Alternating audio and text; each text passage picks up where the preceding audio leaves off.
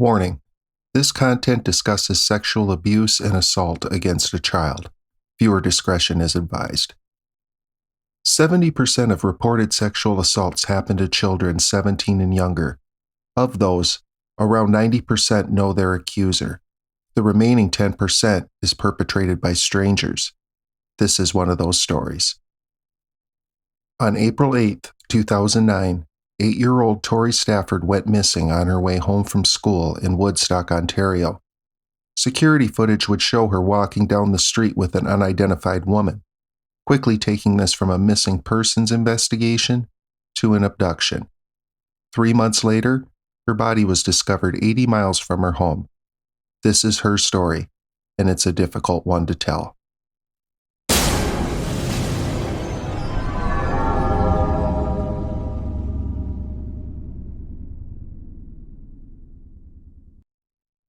On July 15, 2000, in Woodstock, Ontario, Canada, Victoria Elizabeth Marie Stafford, better known as Tori, was born to Rodney Stafford and Tara McDonald. When Tori was 2 years old, her parents divorced and the children went to live with their mother.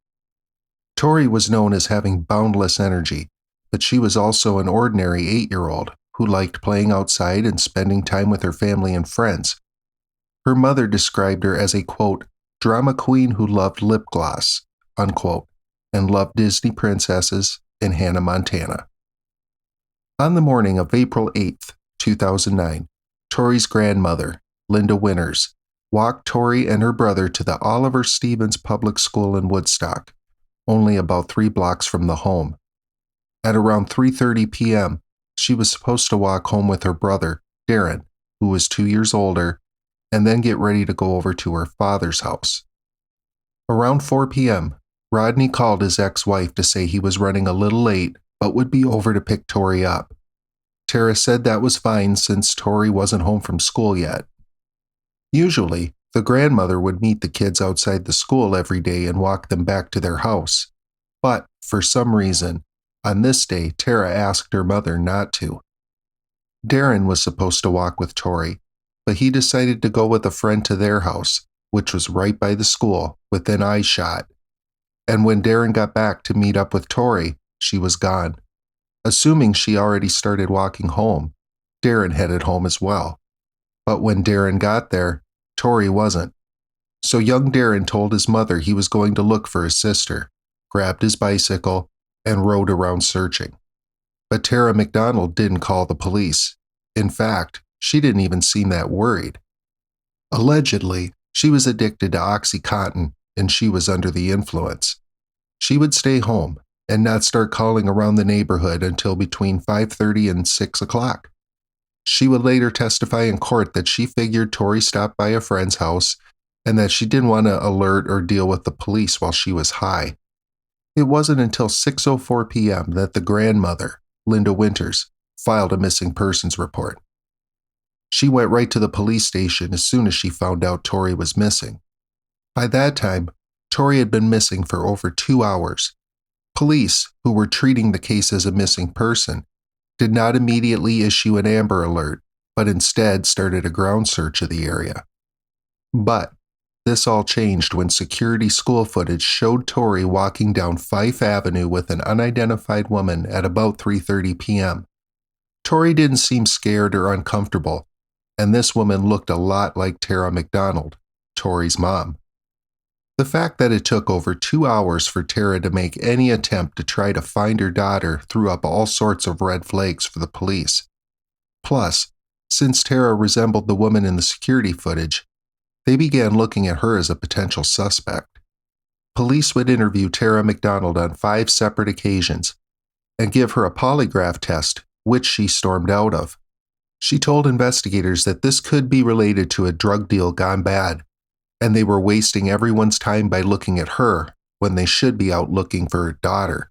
Apparently, Tara's boyfriend, James Goris, allegedly had recently ripped off a drug dealer for $600 when he purchased 40 OxyContin pills and as payment, gave the dealer an envelope containing $11 and a stack of coupons. The media had a field day with the case, with rumors and speculation running rampant. Police continued their ground search efforts, but after 5 days it was called off, and it became apparent that this wasn't just a missing child. They began to shift gears toward an abduction and a possible death. The Woodstock Police Department took some heat for not immediately issuing the Amber Alert, which is a message distributed by a child abduction alert system, which usually indicates a description of the child and a description of the likely abductor. But police justified this by saying initially this was just being treated as a missing persons case. Now classifying the case as an abduction, the Woodstock authorities brought in assistance from the Ontario Provincial Police, and the case was then featured on the April 29, 2009 edition of America's Most Wanted. On May 20, 2009, police made 2 arrests: 28-year-old Michael Rafferty and his 18-year-old girlfriend, Terri-Lynne McClintic. Tips had flooded in on the mysterious woman in the video footage, and McClintic was identified, arrested, and brought in for questioning. Some sources say that McClintic was Tara McDonald's drug dealer. Rafferty was charged with first-degree murder, and McClintic was charged with both first-degree murder and unlawful confinement. For over a month, McClintic denied any knowledge of Tori to Detective Sergeant Jim Smith, the lead OPP investigator. But, with patience and persistence, Smith finally got McClintic to crack, and she began painting an absolutely horrible picture. According to her account, Michael Rafferty, her boyfriend, was looking for a young girl to abduct and had been obsessing about it for days. He said that the younger the better, since the younger ones were easier to manipulate, and Rafferty coerced her into helping him. So, she and Rafferty sat in his Honda Civic across from the school in the parking lot of a retirement home on April 8, 2009, and at about 3:30 p.m., the pair saw young Tori walking alone. McClintic approached her and asked if she wanted to come see her puppy, which of course Tori agreed to. When the two got to the Honda Civic, McClintic pushed Tori Stafford into the back seat and covered her with Rafferty's jacket as he quickly drove off. McClintic claimed to have no idea where they were headed or what he had planned. When she asked, he told her that since they couldn't keep her and couldn't take her back, he would drive them out somewhere secluded where he could assault young Tori without distractions, and then they'd take it from there. Tori began to cry, and when she asked McClintic where they were going, she told Tori they were going for a drive and then they would take her home. They made 2 stops as they fled Woodstock, first at the home of one of Rafferty's drug contacts, and then at a Home Depot, where Rafferty is seen on surveillance footage withdrawing cash from an ATM at about 5 p.m. He then sent McClintic into the Home Depot to purchase a claw hammer and garbage bags, which was also caught on security footage. They then drove to a secluded area near Mount Forest, Ontario, about 80 miles from Woodstock. They pulled up outside an abandoned house well off the highway, and McClintic got out of the vehicle. She said she knew exactly what Rafferty had in mind. McClintic said that Rafferty then called her back to the vehicle so she could take Tori to relieve herself, which she did. All the while Tori was begging her not to take her back to Rafferty, but she did, and Rafferty was waiting for them at the car. McClintic would say during court, "He picked her up. She still had a hold of my hand. She didn't want to let go. She asked me to stay with her, so I got in the front seat and I tried to hold her hand, but I couldn't stay because I knew what was about to happen.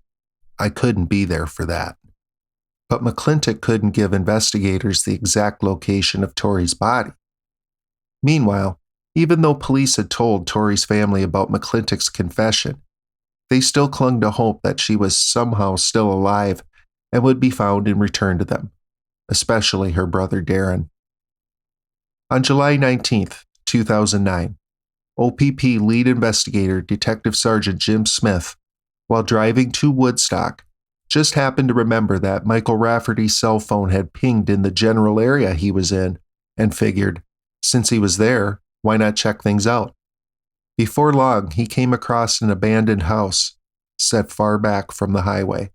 The house matched the description that Terri-Lynne McClintic gave him. Getting out of his vehicle, He immediately could smell decomposition and saw a pile of rocks nearby, under a tree. Underneath the rocks was a garbage bag, and opening it up, he discovered Tori Stafford's remains. Tori's mother Tara would end up identifying the body, immediately recognizing the Hannah Montana t-shirt and the butterfly earrings Tori had borrowed from her. Dental records would also confirm her identity. At her autopsy, it was found that she had been beaten so severely that she had a lacerated liver along with 16 broken ribs. The cause of death was determined to be from repeated blows to the head with a claw hammer. Michael Rafferty was uncooperative with investigators, and his defense at his trial was that McClintic had orchestrated the abduction due to a drug debt. Rafferty admitted to driving McClintic and Tori to the murder site, but said he then walked away as McClintic murdered Tori Stafford. Rafferty then said he helped clean up and cover up the crime, and the two left. The jury didn't believe him for a second, and on May 9, 2012, Michael Rafferty was found guilty of kidnapping, sexual assault, and first-degree murder. He was sentenced to life in prison with no possibility of parole for 25 years. He would later appeal his sentence and be denied. His earliest release date is in 2037. At her trial, McClintic dropped a bombshell. She admitted to being the one who killed Tori Stafford. Up to this point, investigators believed that she had been master manipulated by Rafferty, and were actually looking to go a little easier on her.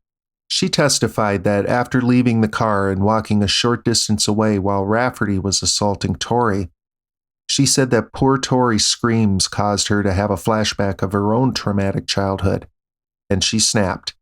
And that's when she, quote, went back to the vehicle and savagely murdered that little girl, unquote. She described her act as going up to little Tori Stafford, kicking her, placing a plastic bag over her head, and savagely beating her in the head with a claw hammer. She said that she and Rafferty then gathered Tori's belongings and placed them, and her now lifeless body, in a garbage bag, before leaving her under that tree, covered with rocks, and then went home. Terri-Lynne McClintic ended up pleading guilty to first-degree murder and was also sentenced to life in prison with no possibility of parole for 25 years. Her earliest release date is also in 2037. Today, both Terri-Lynne McClintic and Michael Rafferty continue to serve out their sentences in Canadian prisons.